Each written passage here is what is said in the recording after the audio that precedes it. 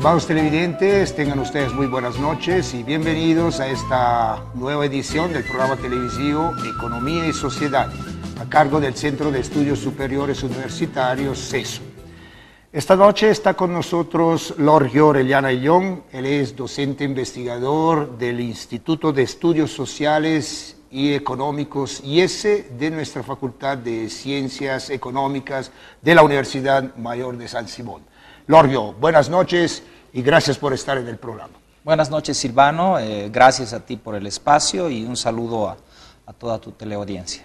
Muy bien. Lorgio, tengo entendido que estás por culminar un libro cuya temática es la lucha de clases en la configuración de la etnicidad, la nacionalidad y la masculinidad entre los aymaras del Altiplano Norte de La Paz. Bueno, la lucha de clase, Lorgio, pareciera que es un tema o es un argumento que se ha dejado al lado. En los años 90, la propia academia habla de movimientos sociales, movimientos de las mujeres, conflictos interétnicos, pero ya no se habla de lucha de clase. Es cierto, Silvano, y te agradezco por la pregunta.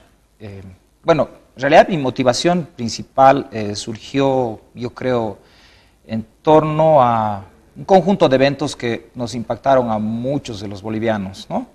Y sobre todo a aquellos que tuvimos como preocupación principal la transformación de las relaciones de dominación, de opresión que han caracterizado la historia del país. Y me refiero a eventos como los de la Guerra del Agua, la Guerra del Gas, o las jornadas de mayo-junio del 2005, ¿no? Y bueno, uno de los aspectos que más contrastaban con la formación que yo mismo y muchos seguramente de mi generación tuvimos en las universidades, cuando hicimos activismo político, estaba ciertamente la contradicción que existía entre una visión, diríamos, formalista de las clases sociales y lo que estábamos viendo frente a nuestros ojos, ¿no?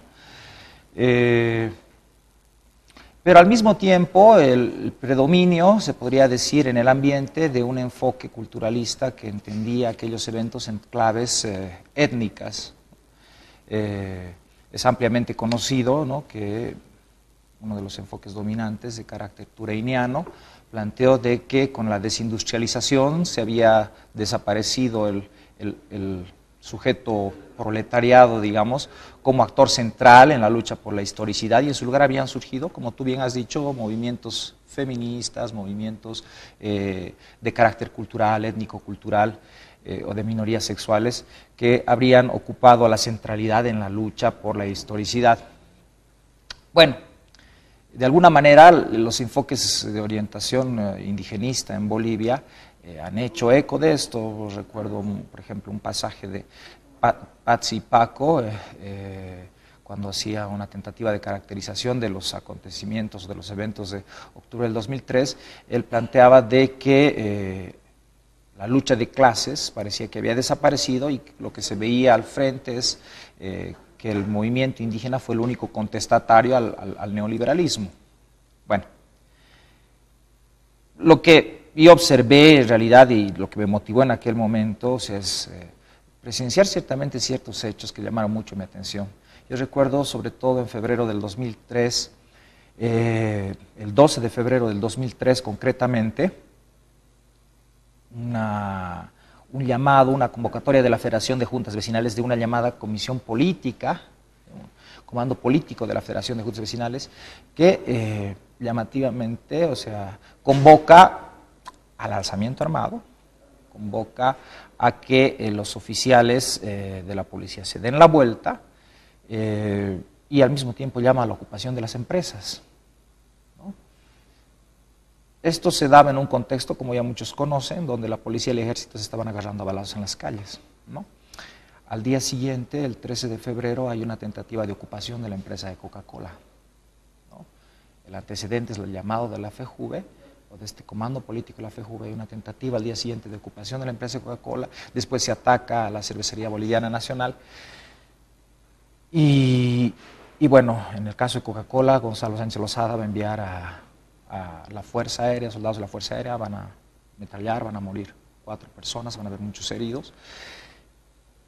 ¿Y qué es esto? O sea, es decir, yo trato de entender qué está pasando aquí. O sea, muchos, como han visto a través de la prensa, vieron la ocupación de los edificios del gobierno.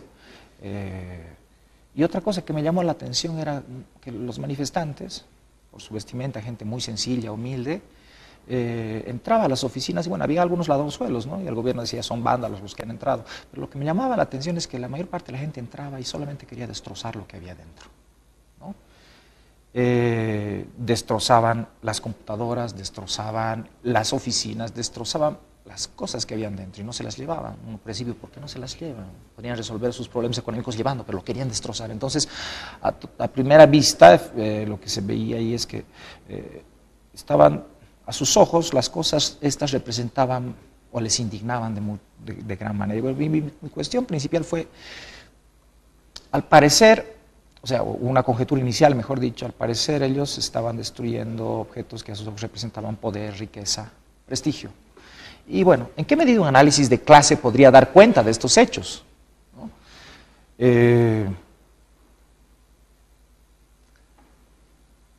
En los 70 habría sido una perogrullada plantear algo así, una verdad de perogrullo, porque el movimiento obrero estaba activo, pero hacer esta pregunta a inicios del 2001, después a inicios del nuevo milenio, perdón, cuando habías visto una desestructuración del movimiento obrero y no tenías un movimiento obrero organizado, bueno, entonces ya no era una verdad o una perogrullada.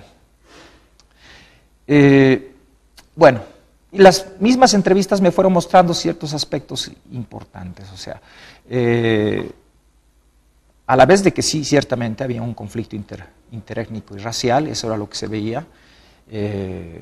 Por ejemplo, Sabino Chávez, un dirigente de una junta vecinal del Alto, que colocaba al ministro Sánchez Berzaín como su alter ego, decía que bueno, Sánchez pertenecía a una raza, la raza de los blancos, etc. Pero al mismo tiempo había algo que me llamaba mucho la atención. Él decía,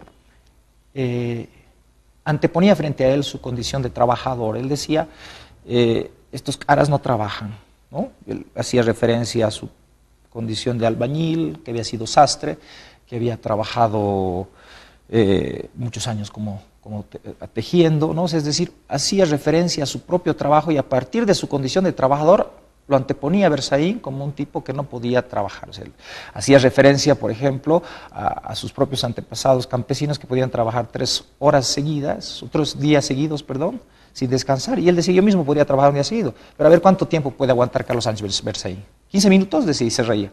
Entonces, claro, junto a la cuestión racial estaba esta contraposición entre el que es el trabajador y el zángano, ¿no? Entonces, ahí yo planteo una hipótesis que es el de indicar de que en Bolivia el conflicto interétnico es una forma metamorfoseada de la lucha de clases, ¿no? Entonces, así. Muy bien. Bueno, la temática del libro que estás concluyendo, que seguramente tendrá un título llamativo, pero la temática es la lucha de clases en la configuración de la etnicidad, la nacionalidad y la masculinidad entre los aymaras del altiplano norte de La Paz. Bueno, tomando en cuenta un periodo entre 1940 y 2003. Al parecer, Lorrio, buscas articular clase, etnia, género y nacionalidad a lo largo de un proceso histórico. ¿Realmente es así? Bueno, mira, hoy no puedo abarcar, digamos, toda la temática del libro, o sea, espero que podamos, digamos, ver algunos otros aspectos en otras entrevistas. Yo quisiera centrarme ahora fundamentalmente en el primer periodo histórico que analizo, que es, bueno, siguiendo la metodología, digamos, que me he propuesto, hago la reconstrucción de las vidas de estas personas a lo largo de una trayectoria social, fundamentalmente los dirigentes de la Ciudad del Alto. Entonces, sus propios antecedentes familiares y sus primeros años de vida me han llevado a lo que llamamos el antiguo régimen boliviano, es decir, la época del pongueaje y de la servidumbre en el altiplano norte de La Paz. Entonces, ahí es donde, sobre eso quisiera hablar ahora principalmente, ¿no? Bueno, a ver, estas personas y sus padres fundamentalmente vivieron bajo un régimen de servidumbre, eran colonos en las haciendas de los patrones antes de la Revolución del 52. Muchos de ellos trabajaban 4 días para el patrón y los 3 demás días libres en las tierras que él les legaba para que trabajaban, o inclusive trabajaban 5 días y los otros días para su familia. O sea, era una suerte de feudalismo andino en el que se vivió antes de la Revolución de 1952 en el altiplano norte de La Paz. Bueno, yo creo que ahí es donde vamos a encontrar primero, estamos hablando de la lucha de clases, ¿no? Y ciertamente lo que buscamos es ver cómo desde estos antecedentes, ¿no? Desde antes de la Revolución del 52, pasando después por la propia experiencia de la escuela y del cuartel que van a vivir ya los hijos de estas personas, hasta el proceso, digamos, de proletarización itinerante, semiproletarización o trabajador como artesano en la propia ciudad del Alto, cómo ciertamente en ese proceso histórico se han articulado las categorías de clase, etnicidad, nacionalidad y masculinidad en el altiplano norte de La Paz, ¿no? Es un poco el recorrido que quiero hacer. Bueno, me hablas, perdón, un poco se me vino una idea, no sé hasta qué punto la has trabajado o no es una preocupación en ese momento, pero me hablas de antiguo régimen, es decir, me recuerda al ancien régime sí, antes de la Revolución Francesa, 1789. Sí. Ahora hablamos de antiguo régimen en Bolivia antes del año 1952. Una curiosidad, los supuestos libertadores, realmente, que de paso, dicho de paso, estaban muy, pero muy influenciados por las nuevas ideas de la Revolución Francesa, etcétera, etcétera, pero al parecer no lograron resolver ese problema de un antiguo régimen de tipo, digamos, donde se vivían estructuras feudales. Ya, bueno, hemos tratado de dilucidar este problema que tú planteas con la categoría de el iluminismo andino, ¿no? La dialéctica del iluminismo andino. A ver, ¿qué es la dialéctica del iluminismo andino? En realidad es podríamos decir, el marco significativo dentro del cual se desarrollan estas luchas y podríamos decir que es el cuadro significativo dentro del cual sus luchas adquieren un sentido, ¿no? Y eso uno lo puede periodizar históricamente desde la propia fundación de la República, ¿no? Y con la herencia, digamos, cultural que a través de los libertadores vino ciertamente de la mano de Bolívar, de Sucre, las ideas de que a través del conocimiento las personas finalmente podrían alcanzar la libertad. Es ampliamente conocido que los filósofos de la Ilustración, Kant, por ejemplo, te planteaba que es el conocimiento lo que finalmente define a las personas. Tú eres lo que dice, lo que es tu educación, ¿no? O la idea, por ejemplo, de Francis Bacon de que el poder finalmente está definido por el saber, por el conocimiento. Estas ideas van a estar presentes en la fundación de la República, primero Bolívar, en el primer proyecto de constitución que él elabora, él establece claramente de que la ciudadanía no podría estar en manos de aquellas personas que no supieran leer y escribir. O sea, es Bolívar quien va a plantear un principio de división que ya estaba en las ideas de la Ilustración, en el sentido de que el pueblo no podría ser gobierno porque no carecía de conocimiento y carecía de propiedad, ¿no? Para los filósofos ilustrados, la idea de que el pueblo es el escenario de los prejuicios, de la ignorancia, de la manipulación, en tanto lo que ellos llamaban la sociedad civil es el escenario donde finalmente se comunican los letrados a través de la circulación de documentos escritos. Entonces es la idea de que el saber ilustrado finalmente es el que tiene que tener acceso al gobierno. Bueno, estas ideas van a tener un peso muy fuerte en la fundación de la propia República, ¿no? En la Constituyente de 1826, José Moria Bozo, un diputado por La Paz, va a plantear claramente que los indios no tienen que adquirir el derecho de ciudadanía, básicamente porque hacen lo que el cura de la parroquia les dice, son manipulables, no piensan por su propia cabeza, son estúpidos, esa es la idea. Bueno, después de debates acalorados, finalmente se va a definir que a los indígenas se les va a otorgar el derecho de ciudadanía pasiva, es decir, tienen el derecho a votar, pero no el derecho a ser elegidos, y esto hasta 10 años después. En esos 10 años ellos tendrían que aprender a leer y escribir para adquirir el derecho de ciudadanía completa, política completa. Bueno, ese problema no va a ser resuelto en 10 años, de hecho no va a ser resuelto inclusive 10 o 20 años después de la Revolución del 52, ese problema no va a ser resuelto. Los liberales van a hacer un primer intento serio, podríamos decir, de alfabetización de los indígenas a inicios del siglo XX a través de las escuelas ambulantes. Sin embargo, estas tentativas van a fracasar. No obstante, aquí hay algo que es bien importante señalar, o sea, es que la preocupación de integrar a los indios a través de la educación, de convertirlos en ciudadanos, va a ser un problema que va a estar presente en el subconsciente de las mismas autoridades políticas, de los mismos, que constantemente se preguntan, ¿es esto una república? ¿Es esta una república? O sea, finalmente la mayor parte de la población no tiene la condición de ciudadanía porque no son alfabetos. Entonces es un problema que constantemente se vuelve a surgir de una vez y constantemente se lo vuelve a replantear. Y los liberales lo van a hacer, lo van a volver a hacer los republicanos. Pero van a fracasar en la tentativa, como ya es ampliamente conocido. No obstante, va a surgir algo. O sea, en 1917, Enrique Finot planteaba de que si bien las escuelas ambulantes, el experimento de las escuelas ambulantes fracasaron, uno de los frutos, de los resultados de la educación indigenal va a ser finalmente el que los indios han adquirido el deseo de aprender. O sea, es decir, lo han asimilado como algo propio. Antes de eso, muchos de estos proyectos fracasaban porque no les interesaba. Era una pérdida de tiempo. Te quitan el tiempo a los niños en vez de que estén cuidando las ovejas. ¿Para qué van a ir ahí? ¿Qué sentido tiene aprender?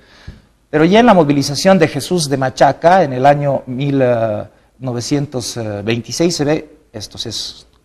Los insurrectos plantean como una de sus reivindicaciones la necesidad de que al indio se le dé el acceso a la escuela. Y ven de que a través de la escuela se van a liberar, ¿no? Entonces, esto es bien importante porque te muestra algo, o sea, es la idea de que a través del conocimiento tú puedes finalmente romper tus cadenas de opresión. Esto es a lo que llamamos la dialéctica del iluminismo andino. O sea, si la idea viene de Horkheimer y Adorno, tienen un libro que se llama La dialéctica de la ilustración. O sea, ellos veían de que las promesas de la liberación a través de la adquisición del conocimiento de alguna manera se vieron frustradas en la medida de que a través del desarrollo, digamos, de la ciencia se ha instaurado un nuevo sistema de dominación. Así lo ven en las sociedades industriales.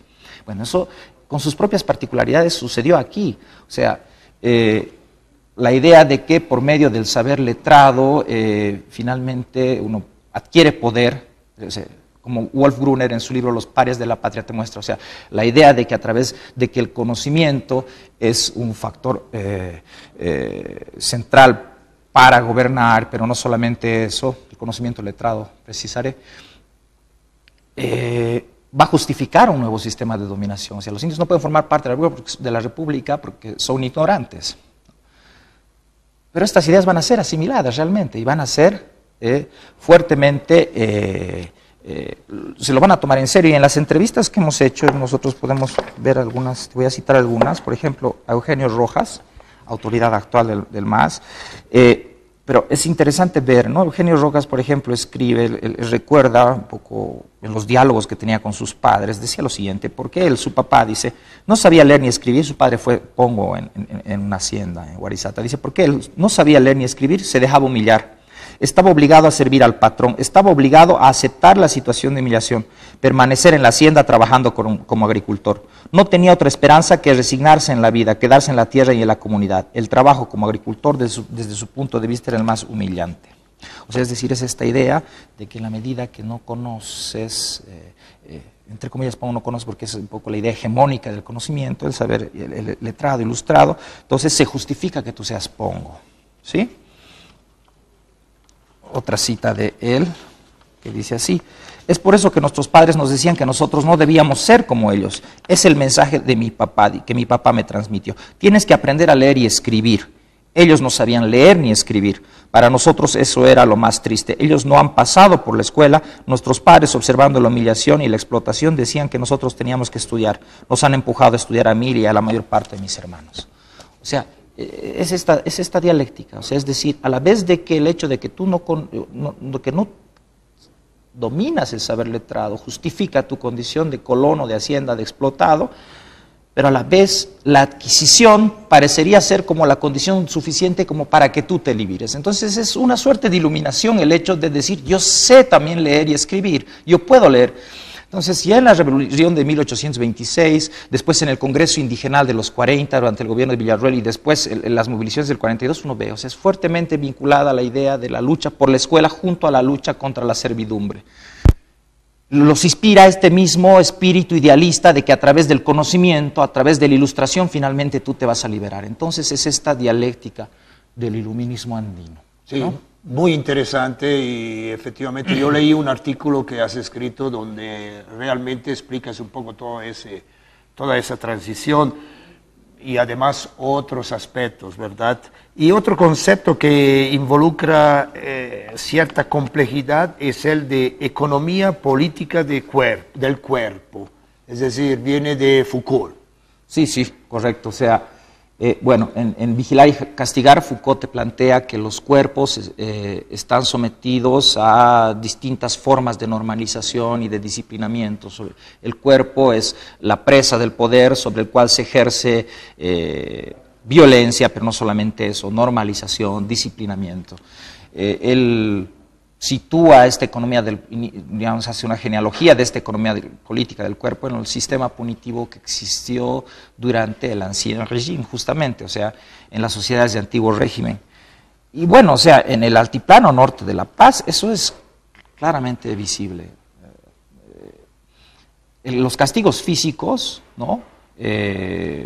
Los azotes estaban normalizadas en la antigua sociedad oligárquica, en las haciendas. Y al lado de los trabajos pesados, ¿no? Estaba la represión, estaba el maltrato físico, o sea, formaba parte normal de sus vidas. Pero cuando uno hace una visión un poco, o sea, cuando uno trata de ver cómo se configura, digamos, el castigo en la antigua sociedad oligárquica, no solamente eso, sino también forma parte de eso, la forma en la cual los gobiernos oligárquicos reprimían las movilizaciones, que era, como es ampliamente conocido, a través de las masacres.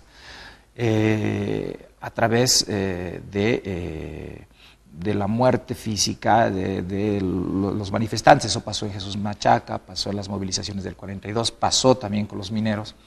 Y forma parte de esta economía política del cuerpo. Es hasta visto como legítimo, es la forma en la cual se reprime, ¿no? Pero sobre todo, más que todo, se normaliza, se disciplina, ¿no? Yo creo que eso es importante tomar en cuenta, ¿no? Y bueno, estos aspectos los vamos a ver después en el contexto, digamos, más actual que queremos ver, ¿no? Es decir, cómo el pasado finalmente actúa en el presente. La represión de octubre del 2013 es la actualización de la vieja economía política del cuerpo.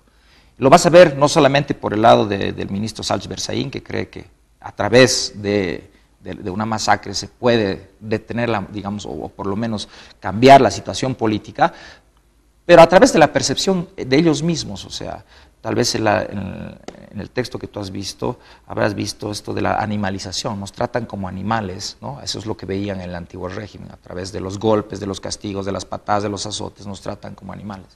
Y lo que me llamó mucho la atención es que ya el mismo, digamos, en la misma escena de octubre del 2003, por las radios, por la prensa, en las mismas entrevistas, tú escuchas estos hechos que ellos dicen así, ecos reproducidos cientos, miles de veces. Nos tratan como animales, nos matan como animales, nos castigan como animales. Sí, es como, digamos, el peso de las generaciones muertas, de las cuales te habla Marx, persiste, ¿no? Como una pesadilla en el cerebro de los vivos, no solamente por el lado del gobierno, sino también de, en este caso, los manifestantes del Alto, ¿no? Bueno, Lorio, muchísimas gracias, realmente muy interesante. Bueno, esta es una primera parte de lo que vamos a hablar a partir de lo que es el libro que tú estás culminando y que lleva como temática eso de la lucha de clases en la configuración de la etnicidad, la nacionalidad y la masculinidad entre los aymaras del altiplano norte de La Paz. Estimados televidentes, esperamos que el programa haya sido de su agrado. Hasta una próxima oportunidad. Muchísimas gracias, Lorio. Gracias a ti y gracias a la teleaudiencia.